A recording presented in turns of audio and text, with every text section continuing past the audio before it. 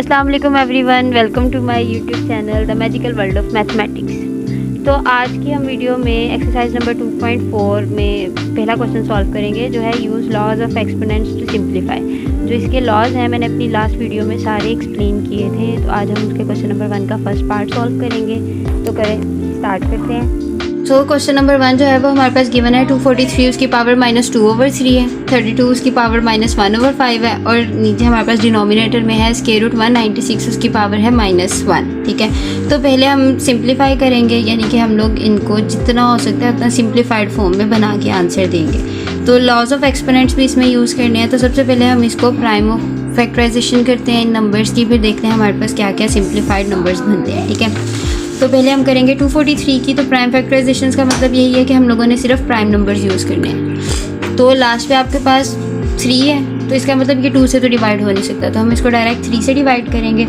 तो 3 8s are 24 और 3 1s are 3।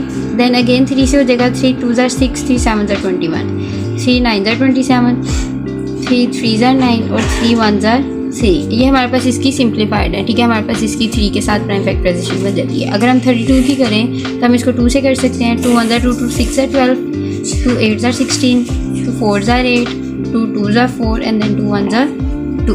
ठीक है, और 196 को भी अगर हम 2 से करें तो ये बन जाएगा 2 9s are 18, 2 8s are 16, 2 4s are 8, 2 9s are 18।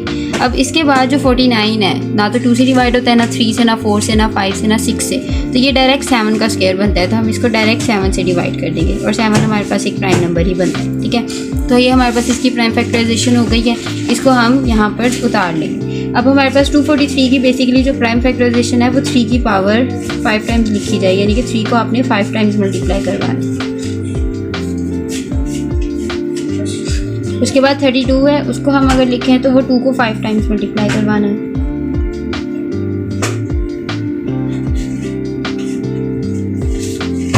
और डिवीजन में आपके पास है स्क्वायर रूट 196। तो स्क्वायर रूट है तो हम उसकी पावर को 1/2 लिख सकते हैं, और अगर हम 1/2 को -1 से मल्टीप्लाई करवाएं तो -1/2। तो हम इसको लिख सकते हैं 2 × 2 × 7 × 7 और उसकी पावर -1/2। ठीक है, ये हमारे पास इस तरह बन गया।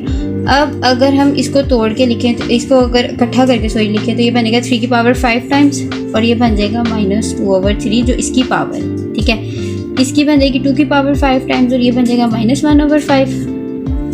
और यहाँ पर अगर आप लिखो तो ये बन जाएगा 2 का स्क्वायर मल्टीप्लाई बाय 7 का स्क्वायर और इसकी पावर -1/2।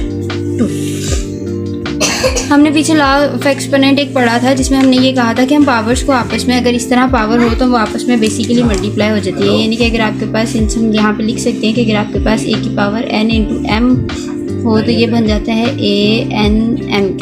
ठीक है, तो हम यही वाला लॉ यहाँ पर अप्लाई भी करेंगे।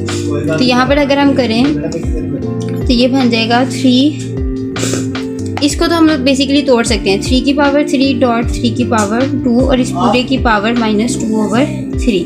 3 की पावर 3, 3 की पावर 2, ये भी हमने लॉ ऑफ एक्सपोनेंट पढ़ा हुआ है। अगर बेस सेम हो तो पावर्स ऐड हो जाती हैं।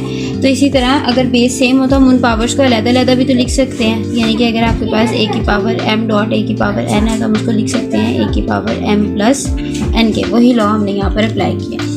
यहाँ पर अगर हम ये वाला लॉ अप्लाई करें तो 5 से 5 वैसे ही कट जाएगा, तो आपके पास बेसिक पावर 2 की पावर -1 बच जाएगी।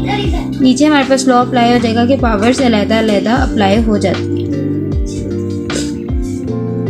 ठीक है, और यहाँ पर भी अगेन ये नीचे वाला लॉ ही अप्लाई होना है।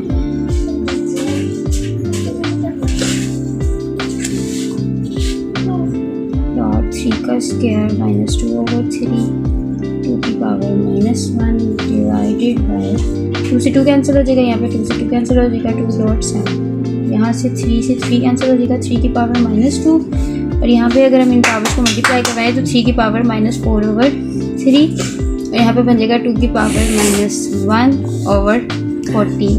ठीक है, तो अब हमने जो लॉस पढ़े थे उसमें हमने ये पढ़ा था कि अगर हमारे पास पावर्स नेगेटिव हों तो हम उसको डिनोमिनेटर में लेके जाएं। अगर न्यूमरेटर में पढ़े हम उसको डिनोमिनेटर में ले जाएं तो पावर्स पॉजिटिव हो जाती है। तो वहाँ पर हम यही चीज़ करेंगे। इसकी पावर -1 और यहाँ पे भी -1, तो ये बेसिकली 14 की पावर -1 बनेगी। तो न्यूमरेटर्स को डिनोमिनेटर में ले आएंगे और डिनोमिनेटर को न्यूमरेटर में ले जाएंगे पावर्स पॉजिटिव करने के लिए। तो ये 14/3 का स्क्वायर डॉट 3 की पावर -4/3 डॉट 2 बन जाएगा। यहाँ से कटिंग हो सकती है, 2 1 2 2 7 14, सो ये बन जाएगा 7/9 डॉट, अब ये हमारे पास ये प्लस का हो जाएगा, 3 की पावर 4/3 है, इसको हम तोड़ के लिख सकते हैं, 4 को हम लिख सकते हैं 1 + 3, ठीक है।